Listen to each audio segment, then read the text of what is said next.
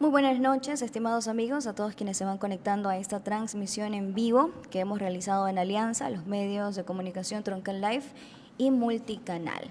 El día de hoy estamos a punto de disfrutar de un diálogo ciudadano entre connotados profesionales del Cantón La Troncal para poder conversar sobre la consulta popular y referéndum que estamos a pocos días de poder decidir, ¿sí? Así que a todos los amigos que se vayan conectando, por favor compartan, déjennos sus opiniones, díganos si ustedes están en este caso por el sí, por el no. Este evento tiene como objetivo que los ciudadanos puedan conocer cuáles son las preguntas y obviamente pues escuchar de los dos lados cuál podría ser la mejor opción para el país. Así que compartan, comenten y participen activamente de esta transmisión en vivo.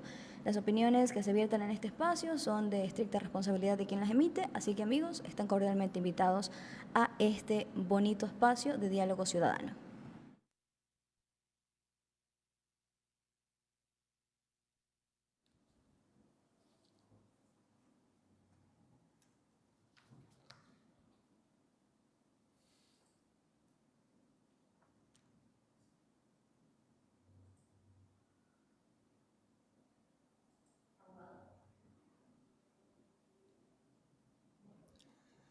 Buenas noches, bienvenidas y bienvenidos a este espacio de diálogo.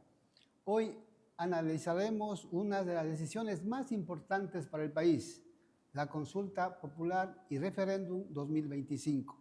Este domingo 16 de noviembre, la ciudadanía ecuatoriana decidirá sobre 4 temas centrales que irán dirigidas como pregunta. ¿Se eliminará la prohibición en la Constitución de establecer bases o instalaciones militares extranjeras en el país? ¿Se modificará el financiamiento estatal a los partidos y organizaciones políticas? ¿Se reducirá el número de asambleístas? ¿Se instalará una asamblea constituyente para redactar una nueva constitución? Para debatir estos temas se encuentran con nosotros el doctor Marcelo Rómulo Loyola como panelista 1, el doctor Julio Gárate Amoroso como panelista 2 y el agrónomo Cristóbal Castillo como panelista 3. Conozcamos algo más de nuestros panelistas invitados.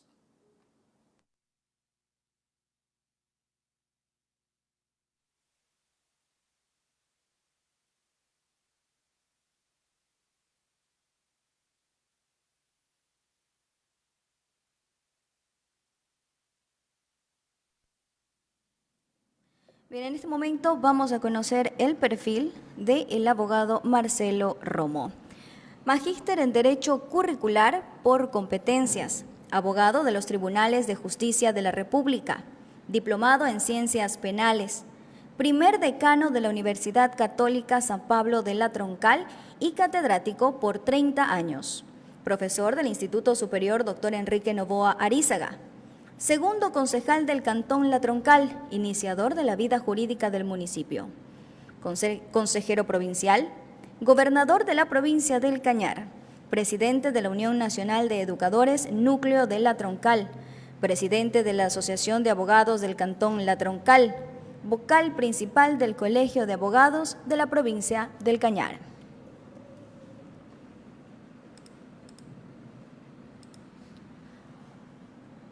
Nuestro siguiente invitado, el doctor Julio Gárate, abogado, doctor en jurisprudencia, especialista en docencia universitaria, especialista en Derecho Penal y Justicia Indígena, especialista en Derecho Constitucional, magíster en Derecho Constitucional y magíster en Derecho Civil y Procesal Civil, con 64 años de edad.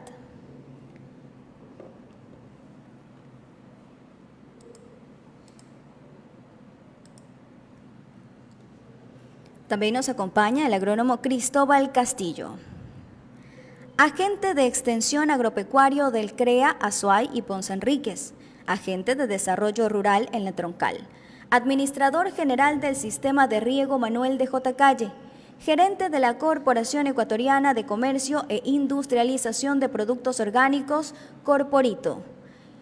En enero del 2007 a la fecha, asesoría en administración de empresas agropecuarias y agroindustriales, gerente propietario de Chocolates Pepa de Oro, productora de pasta de cacao fino Aroma Floral, marca Nahuati, ex concejal del Cantón La Troncal.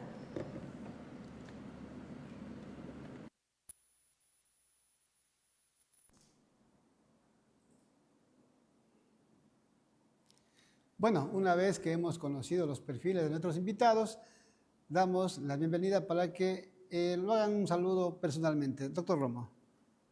Buenas noches, distinguidos presentes aquí, compañeros panelistas.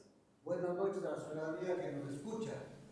En efecto, yo felicito a la Junta Cívica y al medio de comunicación colectiva que ha hecho factible este conversatorio con la finalidad de hacer conocer los criterios que tenemos nosotros sobre las preguntas para la consulta a realizarse el próximo día domingo. Yo muy particularmente no vengo acá para insinuarme ni por el sí ni por el no. Esa no es mi labor, porque tengo una convicción clara de que este proceso tiene una sustancia importancia por cuanto se está decidiéndose el futuro de nuestra patria. Y por esta razón debo tener el sumo respeto para los que me están escuchando con la finalidad de que sean ellos los que definan de acuerdo a cada uno de los criterios, entendiendo fundamentalmente que vuestro voto en las urnas va a decidir el destino de nuestra madre patria. Agrónomo Castilla, por favor, con su saludo. Muchas gracias. Un saludo cordial a la audiencia que nos está escuchando y viendo por este canal. Me sumo a la felicitación de la Junta Cívica al acceder a esta posibilidad de que la comunidad conozca los diferentes criterios que se puedan emitir sobre esta consulta popular que estamos realizando. Cuando una sociedad se informa, actúa correctamente y toma decisiones en función de las necesidades reales que tiene un país, y nos sumamos a esa condición específica. Y naturalmente también volvemos a la trinchera cuando la patria nos llama. Gracias. Continuamos con el doctor Julio Gárate. Muy buenas noches. Señores panelistas, mis respetos. Felicito a la Junta Cívica por este tipo de eventos que tienen por objeto en esta noche esclarecer ciertas dudas que pueda tener la ciudadanía, y me comprometo desde el punto de vista eminentemente jurídico constitucional a emitir mi criterio para que la ciudadanía tome al final su decisión. Estoy con gusto. Muchas gracias. Gracias y bienvenidos. Como lo han dicho los panelistas, este es un diálogo totalmente neutral, un diálogo sin aferraciones políticas. Estamos contando con profesionales troncaleños y lo importante acá es que se manifiesten, que la gente conozca un criterio profesional de gente propia de nuestro cantón La Troncal. Vamos con la primera pregunta al doctor Marcelo Romo. Bases militares extranjeras en el Ecuador. ¿Está usted de acuerdo con que se elimine la prohibición de establecer bases militares extranjeras o instalaciones extranjeras con propósitos militares y de ceder bases militares nacionales a Fuerzas Armadas o de seguridad extranjeras, reformando parcialmente la Constitución? Dentro de esta pregunta, estimado doctor Romo, ¿de qué manera una base militar extranjera podría afectar la soberanía del Ecuador? De ninguna manera. Yo considero muy particularmente que la presencia de una base extranjera militar en nuestro país o en cualquier país del mundo no está afectando directamente a la soberanía. Muy por el contrario, nosotros el país estamos viviendo una crisis política e institucional muy crítica, y sobre todo en el aspecto delincuencial, de lo cual nosotros requerimos fundamentalmente la colaboración de otros países del mundo, no solamente de los Estados Unidos, para que vengan a darnos una mano y tratar de superar este gravísimo problema que afecta a todos los sectores sociales y fundamentalmente a los sectores más pobres.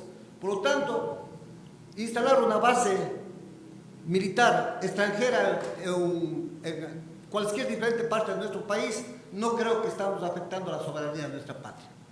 Y al respecto quiero manifestarme concretamente que las bases militares extranjeras son instalaciones operativas de las Fuerzas armadas extranjeras que se establecen en el territorio nacional mediante un convenio bilateral. En el año de 1999, en nuestro país, firmaron un acuerdo con Estados Unidos para que se instale una base militar en la provincia de Manabí, en Montecristi. Pero no es que Estados Unidos vino a construir una base, esa base estaba ya hecha, porque esto pertenecía concretamente a la base marina. Entonces, no empezaron de cero, únicamente pusieron algún tipo de radares o de instrumentos con la finalidad de controlar fundamentalmente el narcotráfico. Entonces, de esta manera vino funcionando, hasta que en 2007, el presidente de la República de aquel entonces, el economista Rafael Correa Delgado, decidió no renovar el convenio y dijo textualmente: argumento permitir el uso de las bases nacional por tropas extranjeras equivale a una cesión de soberanía. Es decir, que para el criterio de él era ceder la soberanía de nuestro territorio al concederle este acuerdo con Estados Unidos. En el 2008, la nueva Constitución de la República prohibió la existencia de bases militares extranjeras o cesión de bases nacionales a fuerzas extranjeras. El 18 de septiembre del 2009 prácticamente abandonaron las fuerzas extranjeras americanas. Hasta la fecha no han vuelto a operar en nuestro país. Ahora, ¿cuál es el criterio jurídico de la pregunta 1 del referéndum para el 2025 en el Ecuador? Se busca eliminar la prohibición de establecer bases militares extranjeras. Se basa principalmente en la viabilidad constitucional de la reforma propuesta. Para este efecto, indudablemente hay algunos puntos claves del criterio jurídico. 1. Control formal, no de fondo. La Corte Constitucional en su dictamen se limitó a realizar un control formal de la pregunta y la propuesta de reforma. Esto significa que verificó que la redacción fuera clara, objetiva y no indujera a error. Luego después, la reforma parcial del artículo 5. La reforma parcial del artículo 5 de la Constitución de la República implica de que el artículo 5 de la Constitución, que actualmente prohíbe el establecimiento de bases militares extranjeras, la Corte Constitucional, estoy leyendo textualmente lo que dijo, consideró que esta modificación no altera la estructura fundamental del Estado ni los elementos constitutivos de la República, por lo que es viable su aprobación por referéndum popular. 3. La seguridad nacional. El debate más bien se centra fundamentalmente en la seguridad interna de nuestro país. Muchos creen y ven con buenos ojos, por ejemplo, la instalación de bases extranjeras militares de nuestro país, porque esto coadyuvaría al fortalecimiento de la defensa interior de nuestro país. En tanto que otros creen de que esto es un atentado en contra de la soberanía nacional, que era un criterio precisamente del expresidente de la República, Rafael Correa. Permanentemente vengo escuchando esto, algunos sectores. Tiene 10 segundos, mi estimado. Que la pregunta se limita directamente a analizar dos puntos fundamentales: la situación delincuencial grave de nuestro país y la otra, la posición nacionalista, que ya habíamos tratado, pero lamentablemente es muy poco tiempo para tratar una pregunta que realmente gracias. en el camino. Gracias, estimado doctor, gracias. En la misma pregunta, doctor Julio Gárate, y voy a repetir la pregunta para poder dar a conocer a la ciudadanía. ¿Está usted de acuerdo con que se elimine la prohibición de establecer bases militares extranjeras o instalaciones extranjeras con propósitos militares y de ceder bases militares nacionales a fuerzas armadas o de seguridad extranjeras, reformando parcialmente la Constitución? En esta pregunta quiero que inicie con una repregunta que yo hago al momento. Existen precedentes históricos, como la base de Manta, que sirven de referencia para entender los riesgos o beneficio de estos acuerdos. Perfecto, muchas gracias por la pregunta. En lo personal pienso que sí se estarían en juego elementos estructurales del Estado, como es el territorio y es la soberanía. Y me voy a remitirme directamente a la historia, cuando la base de Manta funcionó pues en esa ciudad. Realmente no fue nada positivo para nuestro país. ¿Por qué? Porque, por decir, está comprobado estadísticamente, científicamente, que existía en ese tiempo, cuando estaba la base de Manta, alrededor de 17 muertes violentas, 17 homicidios por cada 10.000 habitantes. Y el momento que la base de Manta salió del país y Rafael Correa Delgado dijo en efecto que a él le cortan la mano, pero no cede otra base de Manta o permite que exista otra base de Manta en nuestro país, pues desde ahí evidentemente las cifras cuentan que las muertes violentas bajaron, quiero decir, al 8% hasta al 5%, es decir, 5 homicidios o 5 muertes violentas por cada 10.000 habitantes. Es decir, con esta gráfica, con esta estadística, se demuestra que la base de Mantas no fue nada productivo ni nada provechoso para nuestro país. Al contrario, se estipula, y hemos escuchado en palabras de Ramiro Ávila Santa María, por ejemplo, que hubo vulneración de derechos humanos cometidos por los militares de la base de Manta, inclusive ciertas agresiones sexuales, ¿no?, que deja mucho que desear, e inclusive, voy un poquito más allá, que en el resto de países que tienen bases militares de Estados Unidos, pues evidentemente existen vulneraciones a los derechos humanos, lo cual no debemos permitir en nuestro país este tipo de bases que vengan nuevamente y se afinquen en nuestro país. Hasta aquí mi intervención. Gracias, doctor, por su respuesta. Vamos a realizar ahora la pregunta al agrónomo Cristóbal Castillo. ¿Está de acuerdo con que se elimine la prohibición de establecer bases militares extranjeras o instalaciones extranjeras con propósitos militares y de ceder bases militares nacionales o fuerzas armadas o de seguridad extranjeras, reformando parcialmente la Constitución? Con esto quiero acotar la pregunta, estimado agrónomo. ¿Qué alternativas existen para fortalecer la seguridad sin comprometer la autonomía de nuestro país? Muchas gracias. En principio, este programa, como ya se ha dicho, estamos haciendo para que usted, amigo que nos está viendo y escuchando, y amiga también, pueda sacar sus propias conclusiones. Preguntémonos algo sobre este tema. La Constitución dice que debemos vivir en un país de paz, soberanía y buen vivir y todo lo demás. Pregunto a la ciudadanía, usted que me está escuchando, ¿tenemos paz? ¿Tenemos buen vivir? ¿Está seguro usted de que cuando sale de su casa va a regresar íntegro a su domicilio, sus hijos, su familia? ¿Por qué está pasando aquí esta situación? Porque la famosa soberanía no nos ha alcanzado para protegernos nada. Y vemos cómo tenemos ciudadanos de otros países que están haciendo de las suyas en el nuestro. Colombianos, venezolanos, en minas clandestinas, en procesos bien tristes como el narcotráfico. O sea, la soberanía nacional la han violado todos. Y no nos explicamos por qué ahora le hacemos tanta algarabía a la soberanía cuando pretendemos buscar ayuda, cuando no podemos responder a lo que nos está pasando. Vuelvo a usted, amigo que nos está escuchando.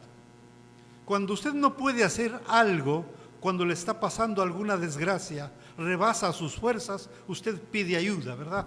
Y grita auxilio. ¿Y a quién pide ayuda? Al que le pueda ofrecer, a su amigo, a su vecino. En este caso el país está así, porque no estamos hablando de la delincuencia normal, no estamos hablando del raterito del barrio, del ladrón de la comarca, estamos hablando de crimen transnacional, donde tienen recursos casi ilimitados para hacer y deshacer de un país como el nuestro a su antojo. Y en esas circunstancias, los recursos que podamos contar nosotros en el país y los elementos con los que podemos también apoyarnos ya no son suficientes. Necesitamos buscar otros mecanismos que nos ayuden. Pero cuando hablamos de soberanía también debemos recordar que la Constitución categóricamente determina cuáles son las condiciones para generar este tipo de apoyos militares o diplomáticos en todos los países del mundo. No es que vienen nomás, se toman el territorio y hacen de las suyas. Hay convenios internacionales típicos que nos permiten definir cuáles van a ser sus funciones, cuáles son sus atribuciones, cuál es el nivel de cooperación que va a tener y todo lo demás. Recordemos también que efectivamente cuando la base de Manta estuvo, por lo menos no teníamos lo que tenemos ahora. Eso es claro, categórico. Hasta el 2008 el país no vivía esta realidad que estamos viviendo hoy. Ahorita estamos lamentando 34 asesinatos en la cárcel de Machala. ¿De qué estamos hablando entonces? ¿De qué soberanía estamos hablando? Primero. Segundo, cuando estamos hablando también, cuando buscamos también alternativas de solución a estos problemas, decimos con toda categoría, necesitamos transparentar los procesos, ¿cierto? Porque desde el 2008 en adelante efectivamente daba la impresión de que vivíamos en paz, pero ya salieron informes que nos decían que estaban maquilladas las cifras de asesinatos y muertes. Todos somos testigos de aquello. Nos salieron los informes, nos dieron cuántos, etcétera, etcétera. O sea, no estamos ciegos. Y usted, amigo que nos está escuchando, tampoco. Entonces, saque sus propias conclusiones usted. Y vuelvo a insistir en esto. Tenemos paz, tenemos soberanía, estamos viviendo en un mundo que nos están pintando o realmente necesitamos que nos Gracias, apoyen. gracias, Olaf. De esta manera hemos terminado el primer bloque de preguntas. Hemos escuchado el análisis, el criterio de los tres panelistas invitados, como son el doctor Marcelo Romo Loyola, el doctor Julio Garate Amoroso y el agrónomo Cristóbal Castillo Castillo. Vamos a ir a un pequeño corte y retornamos enseguida.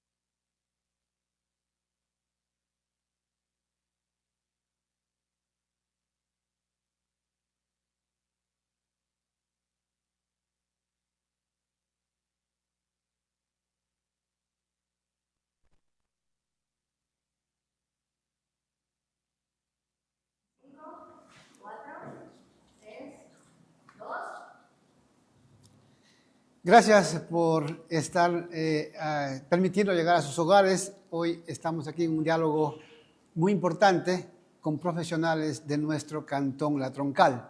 Y para continuar con este diálogo referente a las preguntas de referéndum y consulta popular, vamos a iniciar con la segunda pregunta, que es también de bastante importancia, acerca del financiamiento estatal a partidos políticos. De la misma forma vamos a iniciar con el doctor Marcelo Romo Loyola y la pregunta es, ¿está usted de acuerdo con que se elimine la obligación del Estado de asignar recursos del presupuesto general del Estado a las organizaciones políticas, reformando parcialmente la Constitución de conformidad con el anexo de la pregunta? En el marco legal y fundamentos democráticos, doctor Romo, ¿por qué existe el financiamiento estatal a los partidos políticos? ¿Qué objetivo busca dentro de una democracia? Lamentablemente en nuestro país se ha venido desde hace muchos años a la presente fecha haciendo que el país subvencione a partidos políticos a grandes partidos políticos y a pequeños partidos políticos o movimientos políticos que nada representan para el país.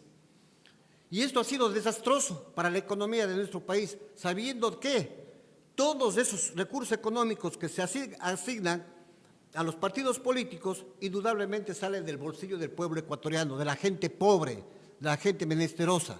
¿Para qué? Para que esos partidos políticos nos envíen representantes a la Asamblea General que ni siquiera saben lo que significa ley, o personas que llegan a las diferentes entidades con otras visiones. Esto lamentablemente debe terminarse y debe suspenderse la asignación económica que da el Estado ecuatoriano a los partidos políticos. Ahora bien, el Ecuador en las campañas políticas financian de 3 fuentes: del Fondo Público de Promoción Electoral, Fondo Público Partidario Permanente y los aportes privados. ¿Qué significa este de Fondo Público de Promoción Electoral? Generalmente es cuando el Estado le asigna a los partidos políticos una determinada cantidad de dinero para que puedan hacer sus campañas políticas, es decir, el proceso eleccionario allí, pero no le dan directamente a los partidos políticos, sino entregan a los medios de comunicación colectiva, escritos, hablados, etc. Pero aquí viene en cambio una maniobra que realmente es lamentable, es que muchos de estos partidos políticos o ciertos dirigentes transan con esos medios de comunicación con la finalidad de que ellos recomienden para que el Estado les pague a cambio de que sean asignados económicamente para esos partidos políticos. Y esto ha sido muy criticado desde mucho tiempo. Los fondos públicos partidarios permanentes, estos en cambio son pequeñas asignaciones económicas que da el Estado a los partidos políticos debidamente constituidos para que puedan mantenerse, para que puedan realizar sus conferencias, su actividad política. Estos recursos generalmente salen de los fondos o de las multas que pagan los ciudadanos que no han asistido a las votaciones, que no han asistido a las mesas. Son pequeñas cantidades, pero en definitiva son permanentes. Y por fin tenemos algo muy crítico, que son las aportaciones privadas. Las aportaciones privadas, en cambio, son las asignaciones económicas que dan las personas particulares a ciertos movimientos políticos para que puedan librar sus campañas electorales en el proceso eleccionario. Y aquí viene una cosa muy curiosa, que ya se dio en la anterior campaña electoral, cuando candidato el expresidente Lasso. Para él se le fijó una tabla en donde debía él gastar personalmente, pero se culminó. Y se dice inclusive que las asignaciones económicas que dieron ciertos grupos de amigos, entre comillas, fueron los que financiaron la campaña política. Y aquí digo, es peligroso, ¿por qué? Porque esos fondos económicos de las acciones, de las aportaciones privadas, pueden venir de personas que realmente tienen recursos económicos no debidamente establecidos. Claro que la ley de elecciones dice que debe necesariamente indicar concretamente el origen de esas aportaciones, pero vaya usted a saber si es que alguno de esas personas aportantes dan a entender o dan a conocer al pueblo ecuatoriano de dónde provienen esas asignaciones económicas. Pero en todo caso, nosotros consideramos que estas asignaciones económicas definitivamente deben terminarse y que sean los partidos políticos con sus militantes y sus simpatizantes los que financien las actividades electorales. Estimado doctor Romo, vamos con la misma pregunta al doctor Julio Gárate. ¿Está usted de acuerdo con que se elimine la obligación del Estado de asignar recursos del presupuesto general del Estado a las organizaciones políticas, reformando parcialmente la Constitución de conformidad con el anexo de la pregunta? En el marco de la pregunta, doctor, permítame, en lo que es transparencia, corrupción y control, ¿de qué manera el financiamiento público ayuda o no a reducir la influencia del dinero privado y los posibles casos de corrupción o clientelismo, como se llama? Bien, en primera instancia no estoy de acuerdo con la eliminación de los fondos permanentes que el Estado asigna a partidos políticos. ¿Por qué? Porque esta práctica existe casi a nivel mundial, hable de Alemania, Finlandia, Francia, Chile, Argentina, Brasil, Paraguay, partidos que necesariamente necesitan el apoyo del Estado. ¿Por qué? Porque hay movimientos o partidos políticos que necesitan de fondos económicos para sus actividades proselitistas del ámbito político, y tomando en cuenta que hago la siguiente aclaración: no es que el Estado da todos los movimientos políticos y partidos políticos, sino solamente aquellos movimientos o partidos políticos que participan en elecciones. Yo sugeriría mejor que el señor presidente Daniel Noboa, con todo su poder, mejore o reforme el Código de la Democracia. ¿En qué sentido? En el sentido de que las primarias sean debidamente fortalecidas, sean debidamente democráticamente ejecutadas, si es posible con la participación directa del pueblo. Ahí pues veremos que prácticamente se elige a candidatos de calidad se establecen movimientos o partidos políticos que realmente amerita que obtengan su ayuda estatal. Ahora, le escuché con atención al compañero Romo de que hay ciertos partidos o movimientos políticos que incurren en actos de corrupción, es muy aparte. Eso tiene que ver ya el Consejo Nacional Electoral para que establezca las sanciones legales.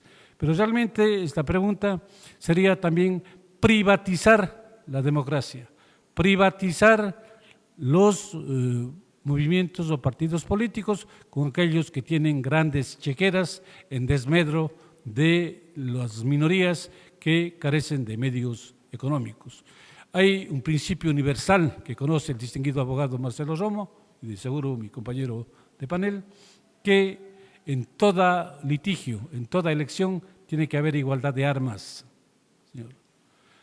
Y otra cosa, concluyo con esto: el derecho de las minorías jamás puede estar expuesto a la opinión de las mayorías. Concluyo con esto. Gracias, doctor Julio Gárate Amoroso. En la misma pregunta, mi estimado agrónomo Cristóbal Castillo, ¿está usted de acuerdo con que se elimine la obligación del Estado de asignar recursos del presupuesto general del Estado a las organizaciones políticas, reformando parcialmente la Constitución de conformidad con el anexo de la pregunta? ¿Qué consecuencias tendría eliminar el financiamiento estatal para los partidos pequeños, movimientos locales o nuevas organizaciones políticas? Para empezar, veamos lo que dice el artículo 108 de la Constitución de la República. Dice: los partidos y movimientos políticos son organizaciones públicas, no estatales, que constituyen expresiones de pluralidad política del pueblo y se sustentarán concepciones filosóficas, políticas, ideológicas, incluyentes y no discriminatorias. Cuando vamos a pedir recursos de una comunidad, de una organización social al Estado, lo primero que nos dicen: esa organización no es del Estado. Nos dicen es privada. En consecuencia, no puede acceder a recursos públicos. ¿Cómo así los partidos políticos, siendo organismos privados, viven opíparamente con recursos del Estado? Es la primera pregunta. Segundo, el artículo 110 dice: los partidos, movimientos políticos se financiarán con los aportes de sus afiliados, afiliadas y simpatizantes. ¿Qué significa aquello también? Que usted quiere salvar a la patria, muy bien, le aplaudimos, le ayudamos, si los conceptos y los principios valen la pena.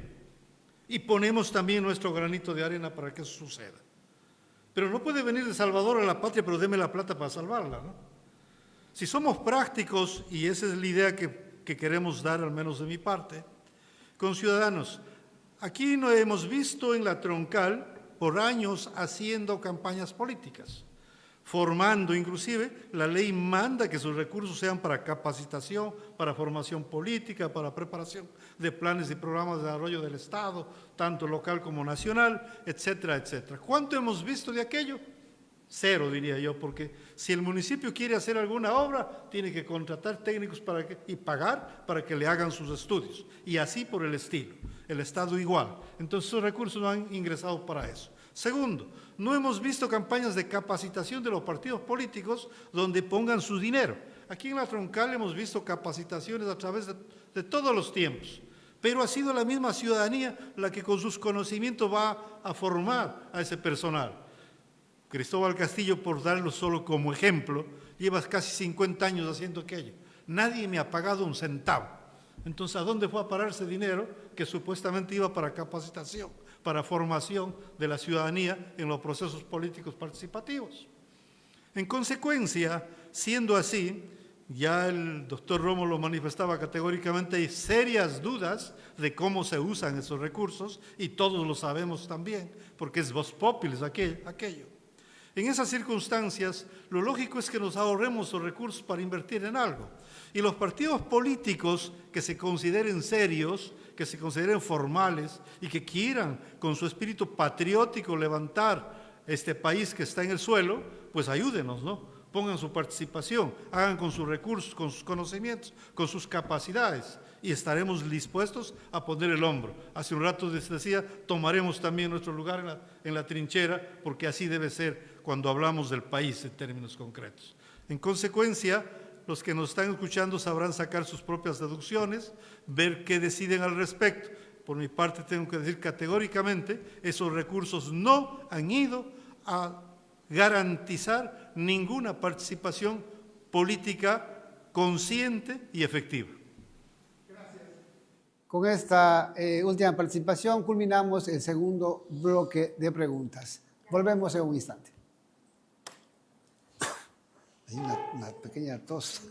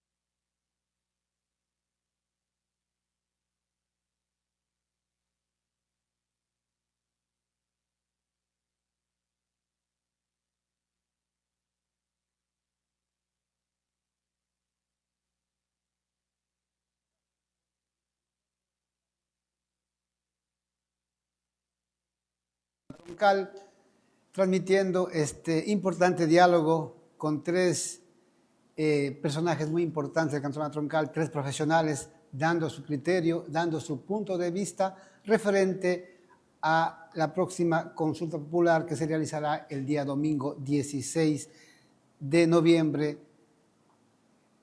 Vamos con la tercera pregunta al doctor Marcelo Romo, referente a la pregunta número 3, la reducción del número de asambleístas. ¿Está usted de acuerdo con reducir el número de asambleístas y que se los elija de acuerdo con los siguientes criterios?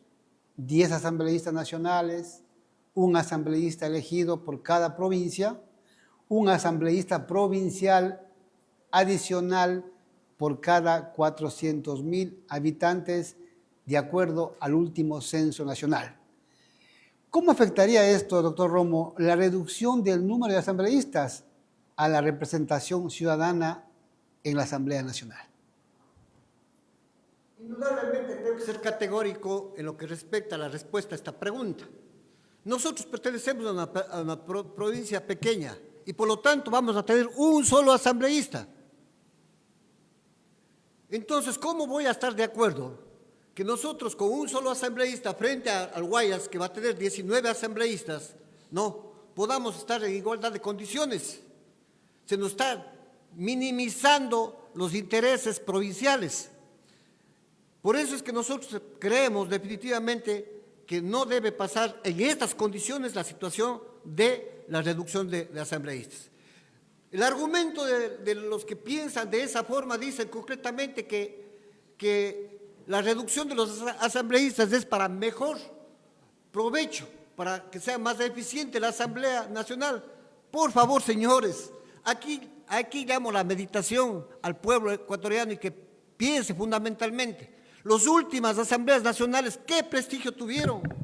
Figúrese usted que el penúltimo Asamblea Nacional llegó a tener el 3% de popularidad, de aceptación en el pueblo ecuatoriano. ¿Y cómo es que quieren cambiar reduciendo el número de asambleístas? Esto no es así. Lo que debe hacerse concretamente es demandar de los partidos políticos para que saquen a sus mejores hombres, a las personas más capacitadas, a las personas más responsables y a las personas más honradas que estén cortados bien las uñas para que vayan a la Asamblea Nacional. Y lo que debe hacerse también es que se haga un reglamento para que las personas que sirven como asesores de estos asambleístas sean personas capacitadas con amplios conceptos de constitucionalismo, porque se da el caso de que personas llegan únicamente ya parientes, amigos, vecinos, bienhechores, que no tienen ninguna noción de lo que significa una ley, y ellos son los asesores de los asambleístas. No puede ser esta cosa. Nosotros creemos definitivamente que esto es atentar en contra de la igualdad política de las provincias, porque no es el caso únicamente de la provincia del Cañar, sino estamos hablando más de la mitad de las provincias, mucho más de la mitad de las provincias, que estamos prácticamente con un solo asambleísta. No, en tanto que Guayas, Manabí, Pichincha, no, son provincias que van a tener un amplio número. Le voy a poner solamente un ejemplo que no viene mucho al caso. Si nosotros entramos a discutir el problema del Piedrero, Guayas con Cañar, la injerencia que va a tener los 19 asambleístas del Guayas, ¿podrá un solo asambleísta del Cañar luchar en contra de los 19? Pues definitivamente no. Es una desigualdad total la que nos está provocando. Y por eso es que pensamos que definitivamente esta pregunta no debe pasar. Y dice concretamente de que los asambleístas irán subiendo de acuerdo al número de habitantes. Y se da el caso de que las provincias que más aumentan de acuerdo a los censos son las provincias más grandes.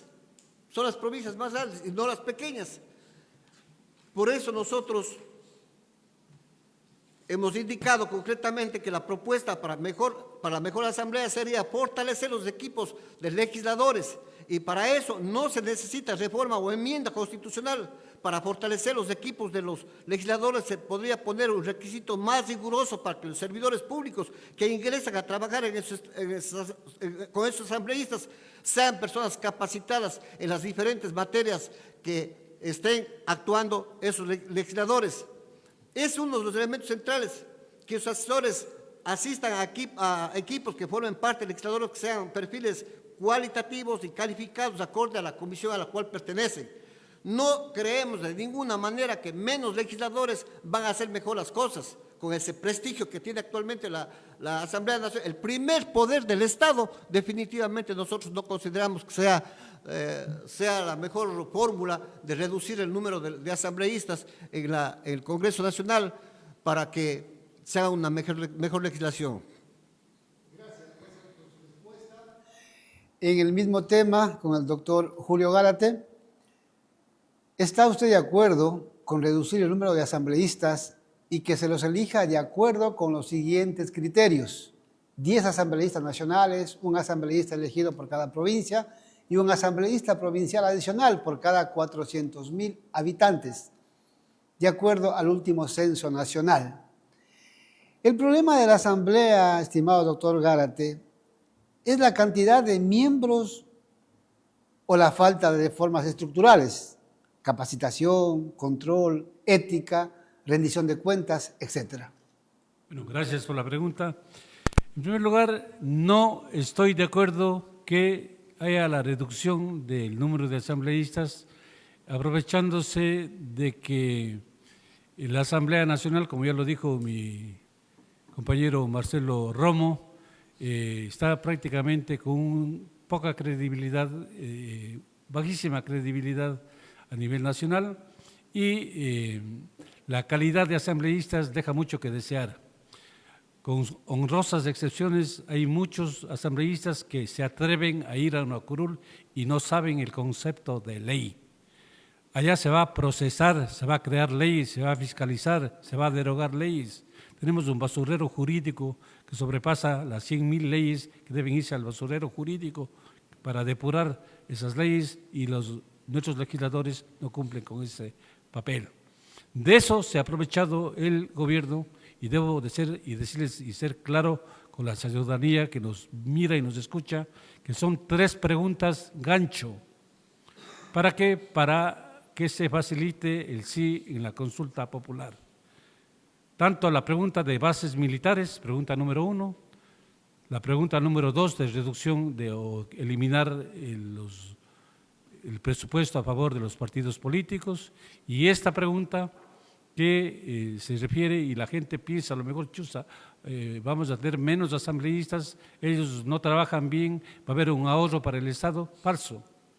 Se va a crear un caudillismo a nivel nacional de aquellas élites políticas que están en Quito y en Guayaquil, van a dominar al Estado. Lejos de que tenemos que profundizar en la descentralización de las funciones del Estado, pues realmente vamos a llegar a los años, hace 50, 60 años, a una centralización, porque la mayoría de las élites políticas van a ser los que rigen los destinos de nuestro país.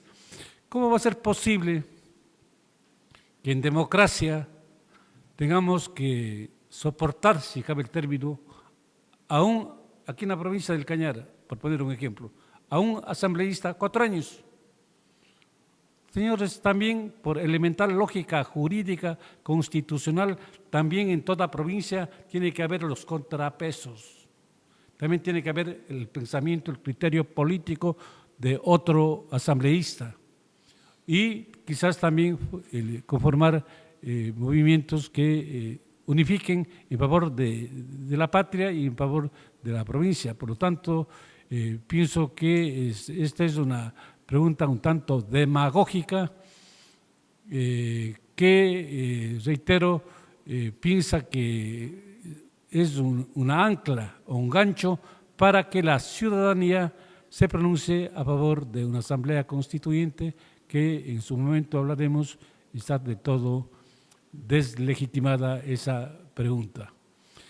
Así que mi intención, mi conclusión es de que no estoy de acuerdo con que se crea en nuestro país un caudillismo político y se rebaje significativamente un número de asambleístas no es la solución. Sí, sabemos que la Constitución nos da el derecho de elegir y ser elegidos, pero precisamente manifesté hace un momento que se debe reformar el Código de la Democracia para que en las primarias cada movimiento, cada partido político sólido lance sus mejores elementos, los elementos que decía Marcelo Romo, gente proba, gente que conozca de derecho, de materia constitucional, de leyes, de procesamiento de leyes, de proyectos de iniciativa, ¿no? Entonces, solo así podemos cambiar un país y podemos cambiar la Asamblea, que es el primer poder, que por algo son los padres de la patria,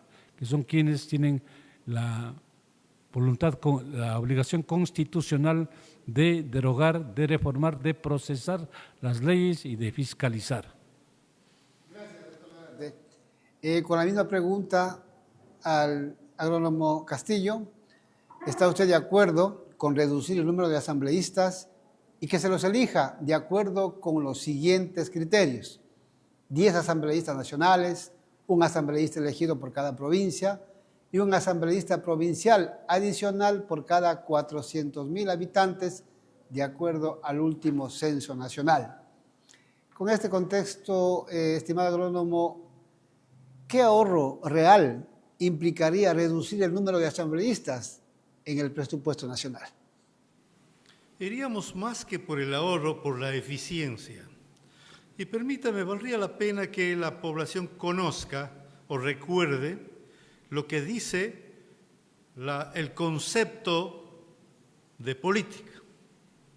Nos dice que es la ciencia y el arte que nos permite administrar los bienes públicos en beneficio de los ciudadanos. Un resumen que me gusta más a mí, hay mucho más extenso, por cierto. Siendo así, los candidatos deben reunir los requisitos que ya lo han mencionado para que sean precisamente administradores del bien público en beneficio de los ciudadanos. Primero. Segundo, vemos que nos está preocupando la igualdad. Nunca hemos tenido igualdad. ¿Cómo nos igualamos 3 diputados del Cañar con 25 del Guayas? Nunca ha habido igualdad. Hoy van a ser menos, van a ser 1 contra 18, creo, o 19, bueno, algo por el estilo. Pero para la ciudadanía, cuando a usted le dicen en su barrio, elijamos al mejor ciudadano o a la mejor ciudadana, ¿qué hace? Habrá controversia, dificultades, por cierto, pero va a salir de allí la mejor ciudadana o el mejor ciudadano. Pero si dicen elijan 5, obvio, saldrá uno medio bueno y los demás serán de relleno, como lo que nos está sucediendo. Y no porque denigremos las profesiones, pero futbolistas, saltimbanquis, payasos, bailadores de tubos, ¿sí? Eso es lo que hemos tenido. ¿Por qué? Porque no tenemos al bueno que salga. Entonces, ¿cuál es el reto de la ciudadanía en este momento?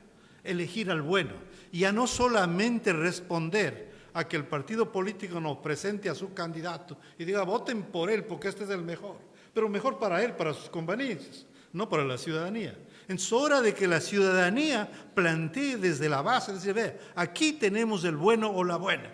Esta es la persona que va a responder a nuestros intereses, a los intereses de la patria, está capacitado, tiene la formación, tiene la experiencia, conocemos sus antecedentes, su familia, etcétera, etcétera, y esta es la persona que nos va a representar. Entonces nos dará lugar a que elijamos realmente con conciencia y conocimiento a la persona que nos represente en el Congreso Nacional. Ese es el ideal, diríamos, en términos prácticos. Sabemos que todas las leyes tienen trampas. Sabemos que todo hay sesgos, hay diferentes visiones, nos cuentean. Ese es el problema. Pero el problema está más por la falta de cultura política de la ciudadanía, porque le tenemos miedo a participar, porque le tenemos miedo a meternos en estos conflictos, porque terminamos vilipendiados, terminamos en condiciones muy precarias en términos reales. Y esa situación tenemos que vencer. Veamos más. Cuando hablamos de que los legisladores y legisladoras, si es que usamos ya la terminología esa, van a ejercer su función, dice que necesitan asesores. Si alguien contrata un asesor, debe ser porque él no está capacitado y necesita que ese asesor sepa más que él, ¿verdad? Entonces, con un poquito de lógica nada más, deberíamos elegir al asesor, no al señor concejal. Porque el asesor es el que sabe, ¿sí? ¿Sí? Entonces, ¿por qué estamos jugando tanto con estas situaciones? Claro, una bailadora del tubo no va a saber definitivamente cómo estructurar una ley ni cuáles son los problemas de desarrollo de su país, peor internacionales. Tiene que buscar un asesor. Entonces elijamos al asesor por la bailadora que hace en su baile, ¿sí? Que le pongamos un premio, le demos por su deporte, por su accionar. No sé qué sea eso, cultural o no, pero felicitémosle por eso, ¿verdad? Igual a un futbolista. Ahí está un Maradona, ahí está un Pelé, ¿verdad? Nuestro también, ahí en el país también tenemos muy buenos. Hagan lo suyo en lo suyo.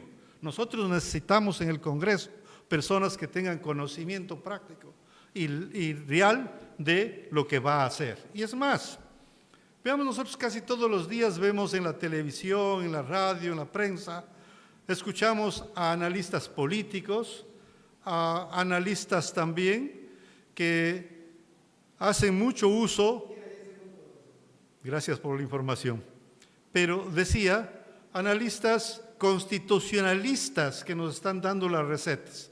Ahí está la clave del asunto, ellos deberían estar allí. Esos analistas políticos, esos constitucionalistas, ellos deberían estar en la palestra para que lo podamos elegir con categoría. Gracias. Gracias por su respuesta. Hemos concluido con el tercer bloque de preguntas en este diálogo de mucha importancia con tres conocedores del tema político, del tema jurídico, del tema legal para esta convocatoria de asamblea electoral que es muy importante, en el cual definiremos las 4 preguntas, este día domingo. Volvemos en un instante.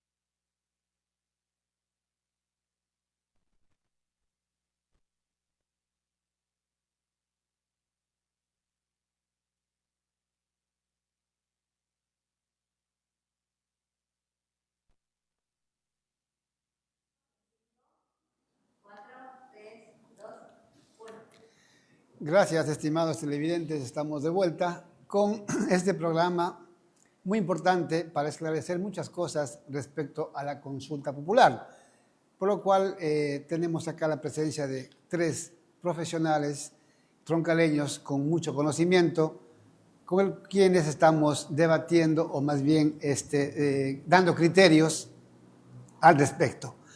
Para culminar la ronda de preguntas, vamos con la última. Esta ya es una pregunta de consulta popular y dice lo siguiente. Vamos a iniciar, como de costumbre, con el doctor Romo, sobre la convocatoria a una asamblea constituyente. ¿Está usted de acuerdo que se convoque e instale una asamblea constituyente cuyos representantes sean elegidos por el pueblo ecuatoriano, de acuerdo con las reglas electorales previstas en el Estatuto Constituyente Adjunto, para elaborar una nueva Constitución de la República, la cual entrará en vigencia únicamente si es aprobada posteriormente por las y los ecuatorianos en el referéndum? Vamos por los aspectos constitucionales, doctor Romo, constitucionales y legales.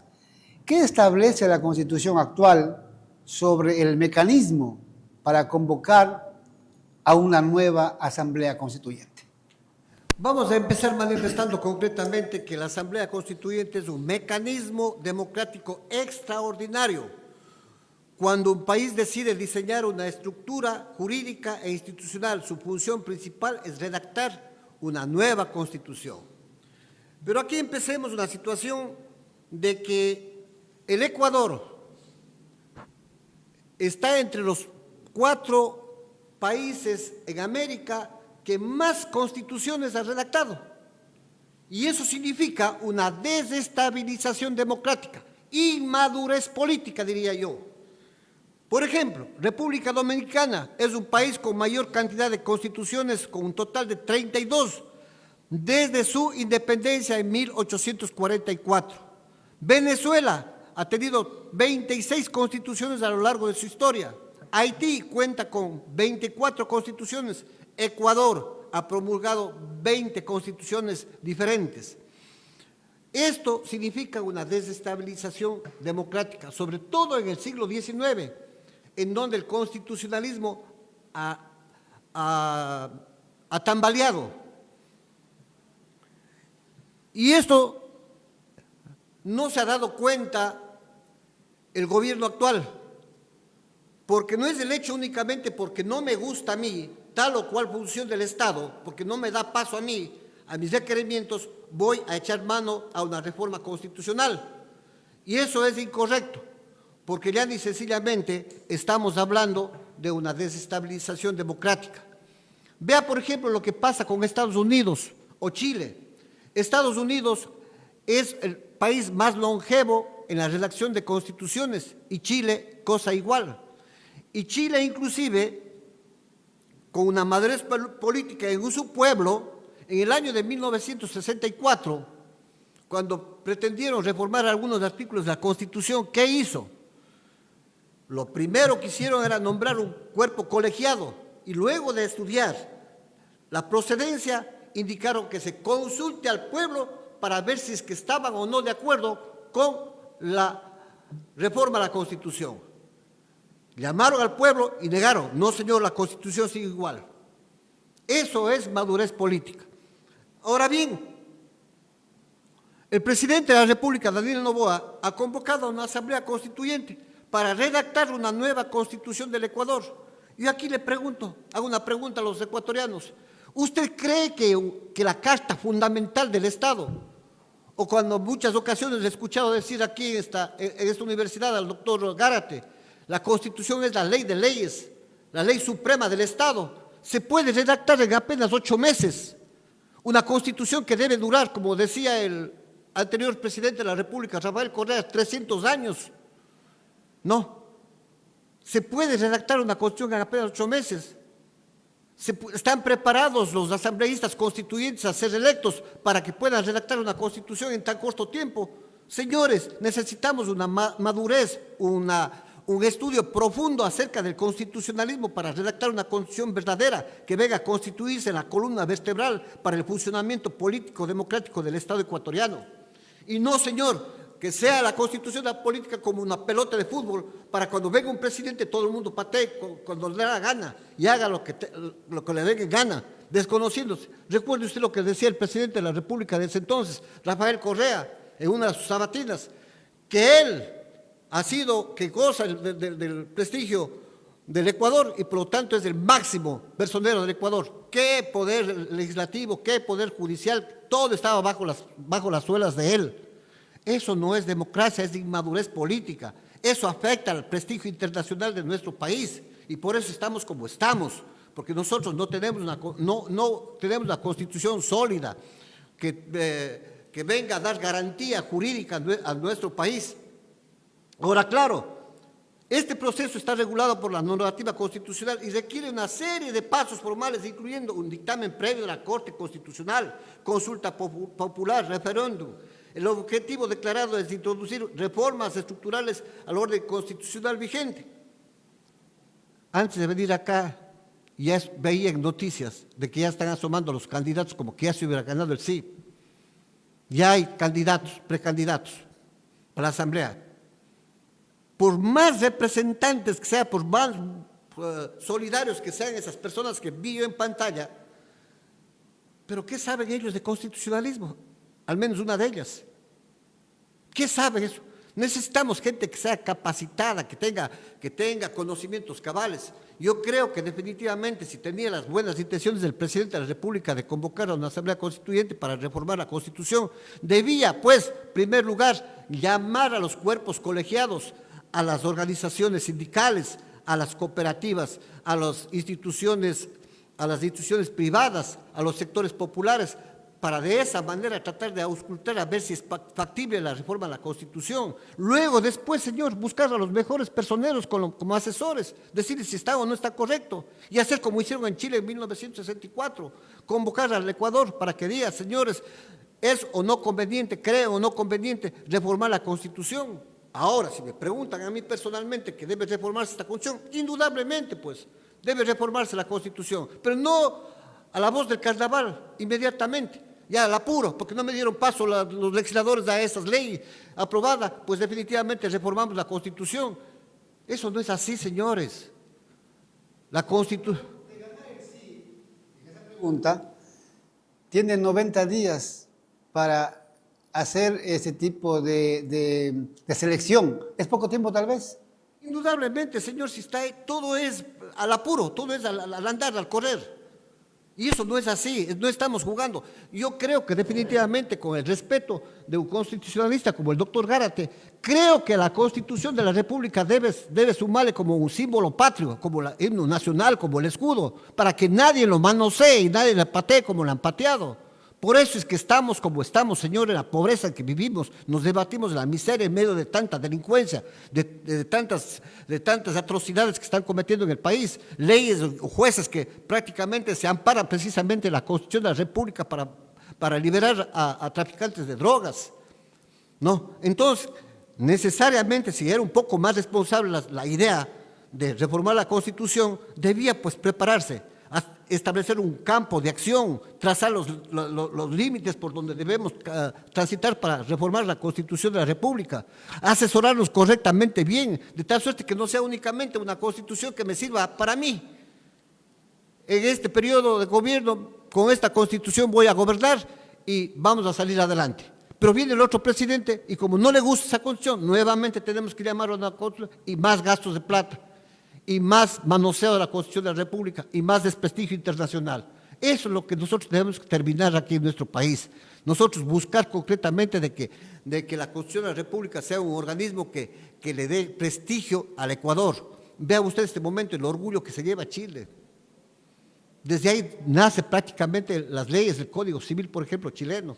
Todo eso debe servir de ejemplo. Debe servirnos de ejemplo para que nosotros podamos realmente meditar. Para mi concepto, definitivamente el tiempo que está trazado para la Asamblea Constituyente es muy corto, no es dable. Gracias, doctor, por su aporte a esta importante pregunta. Con la misma pregunta vamos con el doctor Gárate. ¿Está usted de acuerdo en que se convoque e instale una asamblea constituyente cuyos representantes sean elegidos por el pueblo ecuatoriano, de acuerdo con las reglas electorales previstas en el Estatuto Constituyente Adjunto, para elaborar una nueva Constitución de la República, la cual entrará en vigencia únicamente si es aprobada posteriormente por las y los ecuatorianos en referéndum? En este mismo contexto, doctor Gárate, ¿qué límites o salvaguardas existen para evitar que una constituyente concentre demasiado poder o modifique derechos fundamentales? Bueno, primero debo decir que las 3 preguntas del referéndum anterior que hicimos referencia son, y repito, el gancho para que el presidente procure que la gente, que el ciudadano se vaya por el sí en la consulta para una asamblea constituyente. Efectivamente, múltiples veces, quizá también en debates jurídicos que hemos tenido con el abogado Marcelo Romo, hemos hablado de que la Constitución es la ley de leyes, es la madre de ley, que la Constitución es la Carta Suprema del Estado, y también hemos dicho que alguna vez alguien mencionaba que la Constitución es una virgen violada 1000 veces. Entonces, se vulnera la Constitución. Pero si recordamos que el poder constituyente, que es del pueblo, para hacer un poco de énfasis en este particular, el poder constituyente es del pueblo. Y el poder constituyente originario en 1830, en septiembre, en Riobamba, fundó el Ecuador.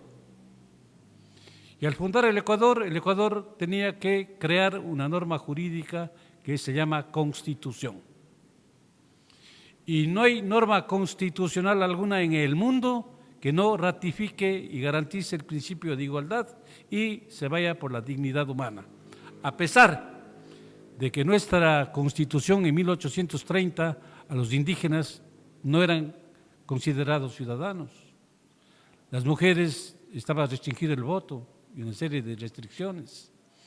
Y así ha ido con cada presidente a la sombra de su poder, ha ido evolucionando, si cabe el término, el derecho de las minorías sobre todo. Del Estado absolutista que teníamos antes, que el Inca, el emperador, el rey, el monarca, es el que creaba las leyes, juzgaba y sancionaba, pasamos al Estado legalista. Ahí está Montesquieu, justamente en la Declaración de los Derechos del Hombre y del Ciudadano en 1789, que en su artículo 14 dice: aquella sociedad donde no tenga establecido la separación de poderes y los derechos de sus miembros carece de Constitución. Bueno, quiero decir que nuestra Constitución actual ha sido producto de una evolución histórica, desde el Estado absolutista, desde el Estado legalista, donde se entronizó el imperio de la ley. Antes, en la Constitución, con la Constitución de 1998, la ley era todo. Por ejemplo, la ley, usted, con el artículo 257 del Código Civil, que decía que los que quieran plantear los juicios de investigación de la paternidad o la maternidad lo podrán hacer hasta los 18 años de haber cumplido la mayoría, 10 años más de haber cumplido la mayoría de edad, o sea, hasta los 28 años. Eso decía la ley. Y la ley tenía que acatarse y efectivamente la ley se acataba. Si es que una persona moría y ha sido el conviviente de la otra persona, ahí no podía hacer absolutamente nada porque la ley no disponía y daba facilidades para el caso. Solo pongo 2 ejemplos simples y llanos. Hoy, con nuestra Constitución, con nuestro Estado constitucional de derechos y justicia, alguna vez se planteó un juicio de investigación de la paternidad de una persona de 33 años en la ciudad de Cuenca.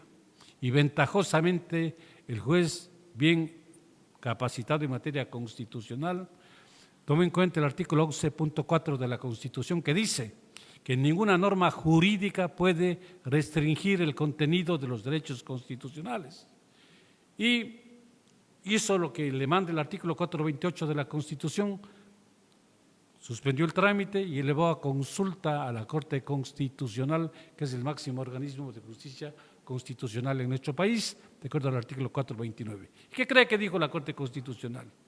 La Corte Constitucional dijo: una norma jurídica no puede restringir el contenido del derecho a la identidad. Hijo hoy, hijo mañana, hijo después de 10, 15, 20, 30, 40, 50 años, gracias al artículo 66.28 que establece el derecho a la identidad. Si una persona ha convivido varios años con alguien y en vida no fue reconocida su unión libre, la ley con la Constitución actual, digamos, se puede proceder a la investigación, o mejor dicho, al reconocimiento, declaración de unión de hecho post-mortem. Realmente esta Constitución establece un Estado constitucional de derechos y justicia. Y debo decir en forma clara y contundente para la culta ciudadanía que nos escucha: nuestra Constitución y todas las del mundo fueron sometidos a un escrutinio pormenorizado en base a los derechos.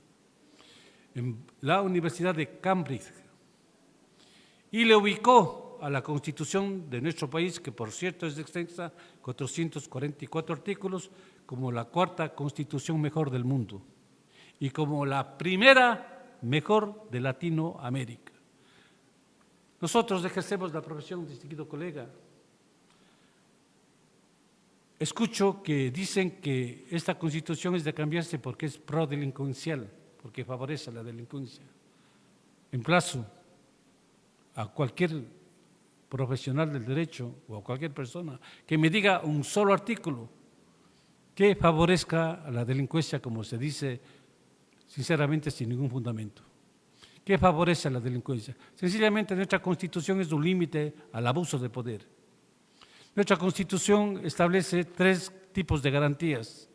Garantías normativas, que están en el artículo 94, que dice: aún la Asamblea Constitucional y todo órgano con potestad normativa tendrá que adecuar sus actos a los derechos constitucionales, a los derechos internacionales en pro de la dignidad humana. Garantías de políticas institucionales donde que se privilegia el bien común antes que el bienestar particular. Y las garantías jurisdiccionales, que es cuando el ciudadano ha sido víctima de vulneración de derechos constitucionales y tiene para escoger medidas cautelares constitucionales, acción ordinaria de protección, acción de habeas corpus, acción de acceso a la información pública, acción de habeas data, acción por incumplimiento, acción de incumplimiento y acción extraordinaria de protección. Nuestra Constitución rica, bondadosa, que protege inclusive y reconoce los derechos de la naturaleza. Bien, los que creemos en un poder superior, Dios creó primero la naturaleza y luego creó al hombre. Creó primero la naturaleza y luego creó al hombre, y el hombre en su tarea obcecada de materializar, de obtener el provecho económico, destruye la naturaleza que protege y es bondadosa, y es el país pionero primero en el mundo, después le sigue Bolivia, de constituir derechos de la naturaleza y de establecer derechos que realmente son una gran garantía para todo ciudadano en nuestro país. Gracias, doctor. Para continuar con el panelista Jerónimo Castillo, con la misma pregunta que manifiesta: ¿está usted de acuerdo en que se convoque e instale una asamblea constituyente cuyos representantes sean elegidos por el pueblo ecuatoriano de acuerdo con las reglas electorales previstas en el Estatuto Constituyente adjunto, para elaborar una nueva Constitución de la República la cual entrará en vigencia únicamente si es aprobada posterior por las y los ecuatorianos en referéndum. En este caso, estimado agrónomo, ¿cuáles serían las razones válidas o necesarias para convocar una nueva Asamblea Constituyente en el contexto actual del Ecuador? Conciudadanos, todos sabemos lo que es una constitución. La constitución es la constitución del Estado, permítame decirlo así, no es del gobierno. Todos los gobiernos tienen que sujetarse a esa constitución que rige el movimiento, la administración y el funcionamiento del Estado. Así entiendo yo, al menos en mi ignorancia legal. Pero veamos más. Hablamos también que la Constitución va a hacer o deshacer algunas cosas. ¿De quién depende de que haga o deshaga algo? Depende de los asambleístas constituyentes. ¿De quién dependen los asambleístas constituyentes? De nuestro voto. Nosotros los ecuatorianos vamos a elegir a esos asambleístas constituyentes que necesitamos que arreglen esa constitución, que nos den una constitución del Estado ecuatoriano. ¿Y por qué tenemos que cambiarla? Porque esto de constitución del Estado no se dio en el 2008 y todos fuimos testigos. Nos hablaban de que capítulos completos de la Constitución los pusieron de la noche a la mañana, sin ninguna discusión inclusive. Hay análisis jurídicos de esa situación que hablan inclusive de que es nula esa Constitución. Es más, si veamos nosotros al diario convivir, veamos lo que nos está pasando en términos reales. Los asaltantes, los que roban, los que violan, los que matan, etcétera, etcétera, entran y salen de la cárcel. Yo no creo que ha de ser solo porque tienen buenos abogados. Algo está pasando en las leyes que permiten el uso de esas leyes para darle semejantes facilidades. Y vemos gente pues con un prontuario enorme que entran y salen 10, 15 veces de la cárcel, solo por decir algo. Y esto va concomitante con lo que decíamos antes. Eso es un país que la Constitución nos dice que debe ser de paz y del buen vivir, imagínese usted. Cuando hablamos de la Constitución del 2008, tenemos que ser también categóricos. Los analistas internacionales inclusive lo manifiestan con toda categoría.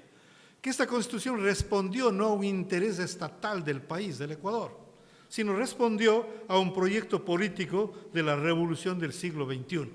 Esa es la realidad. Y ahí aquí estuvo España, aquí estuvo otros países también metiendo su cuchara para que esa Constitución tenga esos postulados. No estamos negando los derechos, bajo ningún concepto.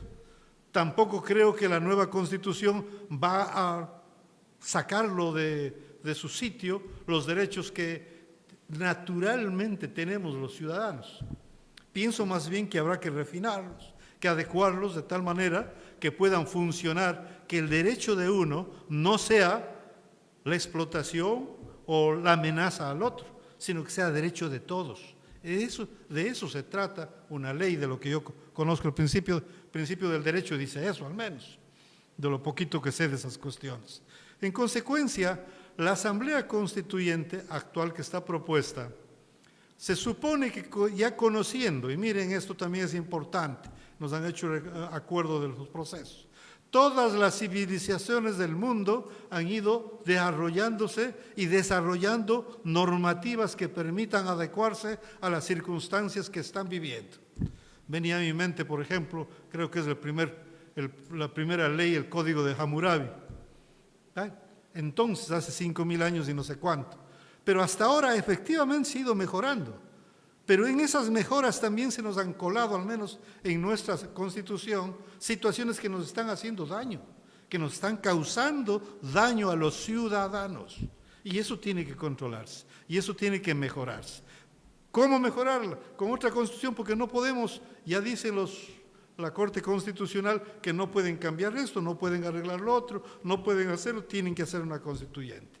Entonces nos queda eso, con la esperanza, insisto, de que la población ecuatoriana, todos los ciudadanos y ciudadanas, hagamos un escogitamiento, una selección auténtica de quienes van a formar parte de esa Asamblea Constituyente. De eso depende, porque a ellos habrá que pedirles cuenta mañana. no al presidente de la República ni al legislador actual, porque ellos están haciendo su función en este momento, mañana no estarán. Pero los legisladores que van a formar parte de esta Asamblea Constituyente, ellos nos van a dejar escrito una carta magna que responda a los intereses del país, o tendremos que decirle, devuelvan la plata porque han cobrado sin hacer lo que tenían que hacer. Así de simple. Gracias por su respuesta. Quisiera elaborar una pregunta de 1 minuto. Sí, por favor. La misma pregunta para los 3 oponentes. Sí,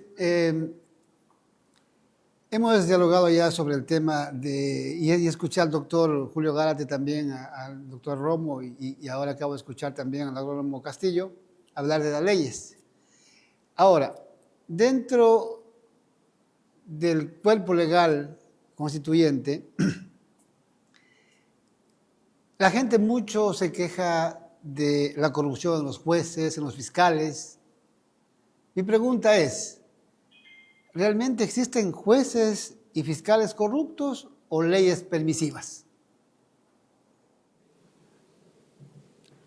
En cuanto hace referencia concretamente a su pregunta, diría de que existen personas corruptas, personas que realmente no se respetan a sí mismos, porque la persona honrada sabe ganarse la plata con su trabajo, sabe hacerse respetar su futuro y respetar su familia.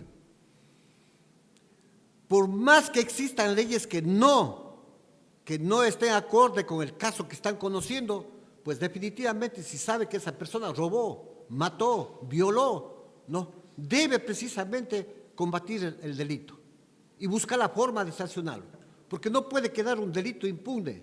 Entonces, yo considero que sí existen jueces y fiscales corruptos, así como existen jueces y fiscales honrados que prestigian a la institución, a la función judicial. Usted, doctor Gárate, la misma pregunta. Bueno, primero que quiero dejar muy en claro que la Constitución nuestra de la República del Ecuador es una de las mejores del mundo, está entre las 4 mejores y, repito, la mejor de Latinoamérica. Que es que los delincuentes entran y salen de la cárcel con mucha facilidad, no tiene que ver nada la Constitución. Absolutamente, la Constitución garantiza los derechos humanos y garantías constitucionales de todo ciudadano. El que por el infortunio del destino cae o está privado de la libertad tiene la finalidad penal, tiene el derecho de rehabilitar, reeducar y reincorporar a la sociedad al penado. Nada tiene que ver, la Constitución sí garantiza eso, pero nada tiene que ver que supuestamente la persona que ha cometido un delito entra y sale. No, porque sencillamente nuestra Constitución protege el debido proceso. Y si es que hay casos reiterados y manifiestos de cometimiento de actos delictuosos y sale por la puerta y sale más rápido, entra que sale, o sale que entra, te diría, pues no tiene nada que ver la Constitución, y si no sería pues ya una corrupción a nivel de función, de otras funciones. Con 2 excepciones. Gracias. Usted, agrónomo Castillo. Mire, en la práctica, en el mundo real en el que nos desenvolvemos, hay de todo. Primero, efectivamente nos dicen que la Constitución deriva en leyes, ¿verdad? Y esas leyes, pues, tienen que responder al mandato constitucional, no pueden irse fuera de aquello. Y si el mandato constitucional, por ejemplo, dice que un criminal tiene los mismos derechos que las personas que son minusválidas, etcétera, etcétera, la ley tiene que decir algo parecido. Y se valen de eso precisamente para utilizarlo en el momento adecuado, primero. Entonces las leyes sí están actuando a favor del delito en alguna medida, no en toda, por cierto.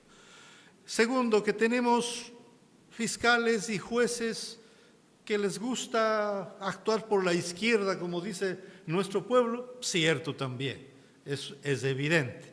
Así como tenemos también jueces y fiscales a los que me quito el sombrero y los respeto como cualquier ciudadano normal.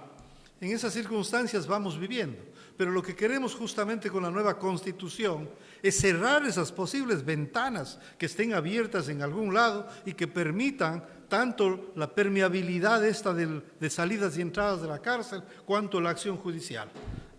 Por eso estamos buscando. Amables televidentes, con esto hemos concluido este bloque de preguntas. Para despedirnos, regresamos en un instante.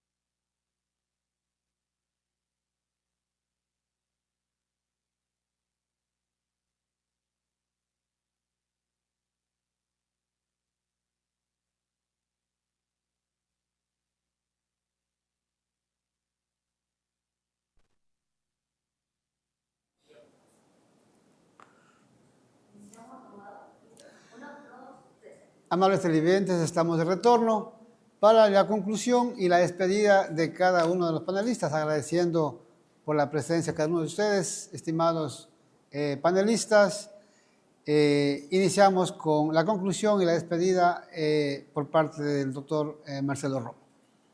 Sí, muchísimas gracias. Nuevamente insisto en felicitarles por la iniciativa que ha tenido la Junta Cívica y este medio de comunicación digital, porque realmente de esta forma lo que estamos haciendo es únicamente ilustrando los criterios para que la población, los que nos escuchan, tengan la facilidad de saber acudir a las urnas a consignar su voto por lo que realmente piensa y la conciencia de ellos piensen.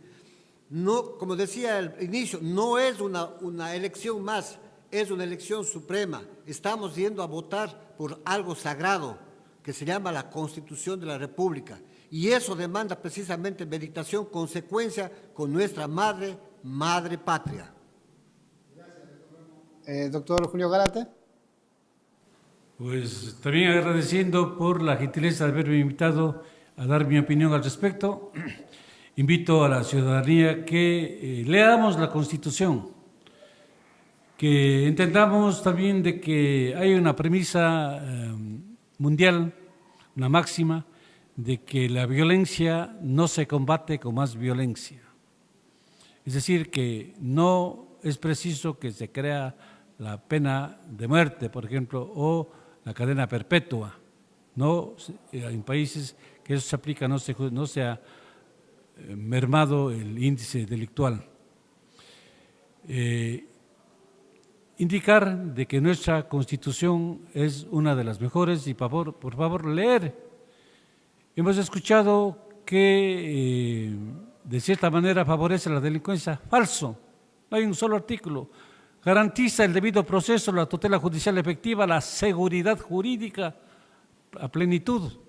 Y el Código Orgánico Integral Penal es el que desde el año 2014, no menos por dos veces al año, han venido reformando, haciendo las leyes o poniendo penas más duras en los delitos que se han cometido. De manera que invito a que reflexionen con el voto, que mi voto será por el no. Gracias, doctor Gárate. Para concluir, el agrónomo Castillo también, su despedida. Sí, a nuestra ciudadanía que nos está escuchando y viendo. Tienen ustedes algunos criterios que se han vertido, pueden sacar sus propias conclusiones y pueden hacer el escogitamiento de las preguntas de acuerdo a su conveniencia, de acuerdo a sus propios intereses.